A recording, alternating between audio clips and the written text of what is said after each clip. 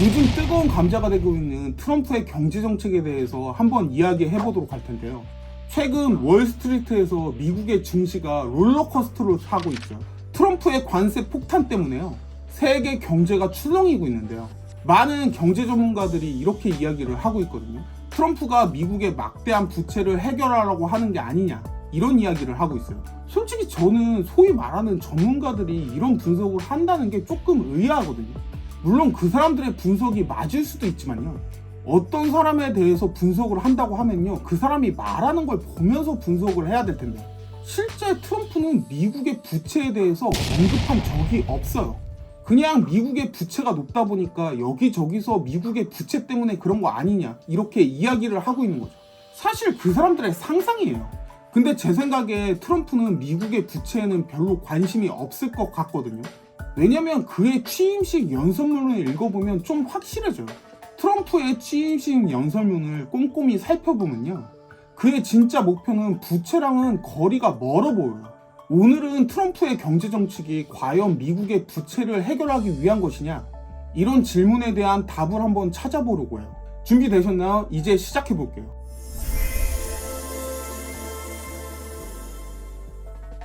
먼저 가장 핵심적인 부분부터 짚고 한번 넘어가 볼게요. 미국의 국가부채는 현재 천문학적인 금액이거든요. 34조 달러를 넘어섰어요. 이건 미국 GDP의 2배에 달하는 금액이거든요. 그러면 트럼프는 이 어마어마한 부채에 대해서 연설문에 몇 번이나 언급을 했을까요? 놀랍게도 거의 없어요. 연설문 전체를 뒤져봐도요, 부채라는 단어는 찾아볼 수가 없어요. 이건 굉장히 의미심장한 신호거든요. 정말 부채 해결이 목표라면 이러한 중요한 연설문에서 단 한 번의 언급도 없었을까요? 트럼프는 이렇게 말하거든요. 우리는 이제 외국 국가들에게 관세와 세금을 부과할 것이다. 그래서 미국을 더 부유하게 만들 것이라고. 외국 세입 서비스의 설립은 외국 출처로부터 우리 재무부로 유입되는 엄청난 금액의 돈이 될 것입니다. 이렇게 이야기하거든요. 이거는 관세가 부채 해결보다는요, 수입 창출이랑요, 미국 시민들을 부유하게 만들기 위한 도구로 쓰인다는 이야기로 들려져요. 부채 상환을 위한 긴축이 아니라요, 더 많은 돈을 벌어서 쓰겠다, 이런 의미로 들리지 않나요?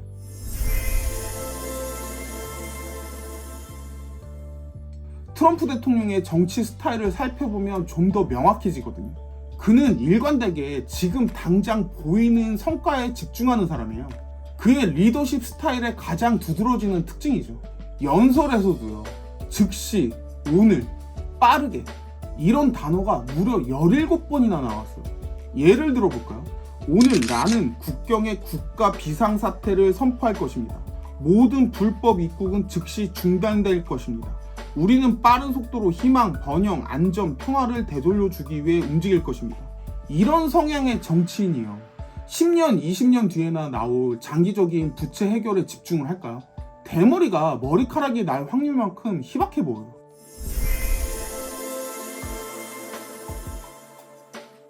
그렇다면 트럼프의 관세 폭탄의 진짜 의미는 뭘까요? 그는 현재 캐나다와 멕시코에 25%의 관세를 부과하겠다 이러고 있고요. 중국에도 10%의 관세를 부과하겠다 이러고 있죠. 이러면서 위협하고 있어요. 뭐 한다고 했다가 유예하겠다고 했다가 난리도 아니죠. 협박일 가능성이 높아요. 근데 이거 세계 경제가 흔들린 만큼 강경책이거든요. 제가 볼 때 이 정책의 진정한 목표는요, 3가지예요. 첫 번째가 펜타닐이죠. 미국은 지금 심각한 펜타닐 위기를 겪고 있어요. 2023년에만요, 10만 명 이상이 약물 과다로 사망했어요. 그중 대부분이 다 펜타닐이거든요. 트럼프는 취임 연설에서 이렇게 말했어요. 카르텔을 외국 테러 조직으로 지정할 것이다. 외국 갱단과 범죄 네트워크를 제거하기 위해서요, 연방민 주 법에 대해서 강력한 집행을 할 것이다. 멕시코와 캐나다에 대한 관세 협박은요, 펜타닐 밀반입을 차단해라, 이렇게 압박하는 거거든요. 중국은 펜타닐 원료의 주요 공급원으로 주목되고 있어요. 트럼프 연설에서 인플레이션 현상을 직접 언급했거든요. 나는 기록적인 인플레이션을 물리치고 비용과 가격을 신속하게 낮추기 위해 내각의 모든 구성원에게 지시를 할 것이다. 이 부분이 핵심으로 보여지거든요. 2년 후면 하원 선거가 있어요. 공화당의 의회 장악력을 유지하려면요, 그때까지 가시적인 경제 효과가 필요하죠. 물가 안정은요, 유권자들이 직접 체감하는 문제예요. 슈퍼마켓에서 계란의 가격이 내려가면 유권자들은 바로 알아채요. 하지만 국가 부채가 33조에서 30조로 내려갔다고요. 일반 시민들이 그걸 체감을 할까요? 전혀 아니에요. 중국이 최근에 AI 분야에서 딥시크를 출시했잖아요. 그러면서 미국의 기술 패권에 도전하고 있거든요. 트럼프가 중국한테 관세 폭탄을 던지는 이유는요, 단순히 무역 문제를 넘어서요, 기술 패권 전쟁의 일환으로 볼 수 있어요. 트럼프의 연설에서는 이런 부분이 눈에 띄거든요. 미국은 다시 한번 제조업 국가가 될 것이며 우리는 다른 어떤 제조업 국가도 가질 수 없는 것, 즉 지구상에서 가장 많은 석유와 가스를 보유하고 있다, 뭐 이렇게 이야기했잖아요. 이는 중국에 대한 경쟁력을 회복하겠다는 의지로 표현이 되거든요.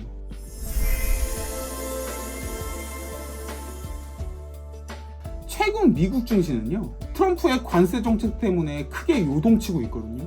나스닥, S&P 500, 다우존스가 모두 큰 폭으로 하락했다가 그 다음에 뭐 상승했다가 그 다음에 또 크게 하락했다가 이러고 있죠.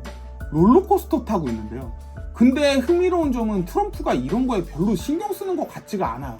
왜일까요? 두 가지 이유가 있거든요. 첫 번째는 단기적인 성과보다는 중기적인 성과에 집중하는 걸로 보여져요. 트럼프한테는 2년 후에 선거가 있잖아요. 그때의 결과가 더 중요한 거죠. 일시적인 증시 하락은 감수할 수 있다 이거예요. 두 번째는요, 메인 스트리트와 월 스트리트의 싸움이거든요. 트럼프의 지지층은요, 월가의 금융인들보다는요, 러스트벨트의 노동자층이 더 가까워요. 그의 연설에서도 이걸 확인해 볼 수 있거든요. 미국 노동자들을 보호하기 위해서 즉시 우리 무역 시스템을 재편할 것이다. 그러면 한번 생각을 해볼게요. 정말로 미국 부채를 해결한다면 어떻게 될까요? 그 효과에 대해서 잠깐 생각해 보도록 할게요. 미국 부채를 해결했을 때 장점이 뭐냐면요, 장기적인 경제 안정성을 향상시킬 수 있고요, 미래 세대의 재정 부담을 감소시킬 수 있어요. 국제 금융시장에서 신뢰도를 강화할 수 있고요, 위기 상황에 재정적인 버퍼를 확보할 수 있죠. 그러면 단점이 뭐가 있을까요? 단기적으로 경제 성장이 둔화돼요. 이거 정치인한테는 치명적이에요. 긴축 재정에 의해서 인기가 하락해요. 더 치명적이에요.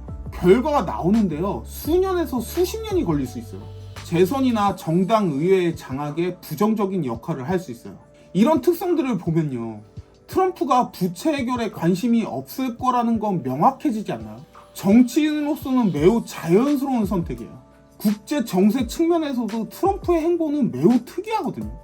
러시아 우크라이나 전쟁에서 지금 우크라이나보다는 러시아 편을 드는 것 같잖아요. 나토 동맹국들을 불안하게 만들고 있어요. 연설에서 그는 이렇게 말했거든요. 우리는 이기는 전쟁뿐만 아니라 끝내는 전쟁을 하겠다. 그리고 아마 중요하게는 절대로 개입하지 않는 전쟁으로 이끌겠다. 그렇게 해서 우리를 성공으로 이끌겠다. 이는 국제 분쟁에서 미국의 역할의 축소를 이야기해요. 부채 해결을 위한 접근이라기보다는요, 자국 우선주의의 정부 정책으로 생각이 되어지거든요. 우크라이나의 지원 중단은요, 실제로 미국 예산에서 그렇게 큰 부분이 아니에요. 트럼프의 연설에서 가장 놀라운 부분은요, 파나마 운하에 대한 언급이거든요. 중국이 파나마 운항을 운영하고 있습니다. 우리는 중국에 주지 않았습니다. 우리는 파나마에 주었습니다. 우리는 그것을 되찾을 것입니다. 이 발언은요, 트럼프가 영토 확장성 성격을 가지고 있다는 걸 암시해요. 부채를 줄이려고 하는 사람이라면요, 새로운 영토 확장이나 국가 분쟁이 발생할 수 있는 상황은 피하겠죠. 국가 부채를 줄이려는 사람이라고 생각을 해보면요, 새로운 영토를 확장하겠다, 아니면 국가 분쟁이 일어날 수 있는 발언은 하지 않을 거예요.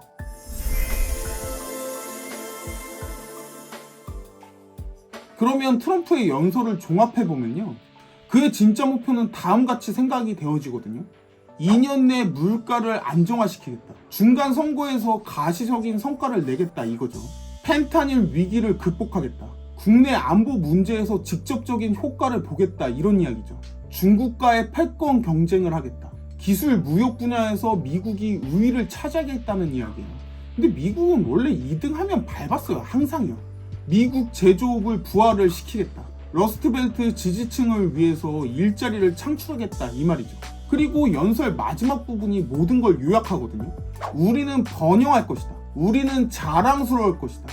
우리는 강해질 것이다. 우리는 전에 없는 승리를 할 것이다. 이건 장기적인 부채 해결보다는요, 눈에 보이는 승리에 집중하는 모습이죠. 부채 문제요? 아마 그의 우선순위에서 한참 뒤쪽에 있을 거예요. 여러분은 어떻게 생각하시나요? 트럼프의 관세 정책이 정말 미국의 부채를 해결하기 위한 수단일까요? 아니면 다른 목적이 있을까요? 댓글로 생각을 공유해 주시면 감사할 것 같아요. 이 영상이 도움이 되셨다면 구독과 좋아요 눌러주시면 감사하겠습니다. 지금까지 시청해 주셔서 감사하고요. 다음에 또 만날게요.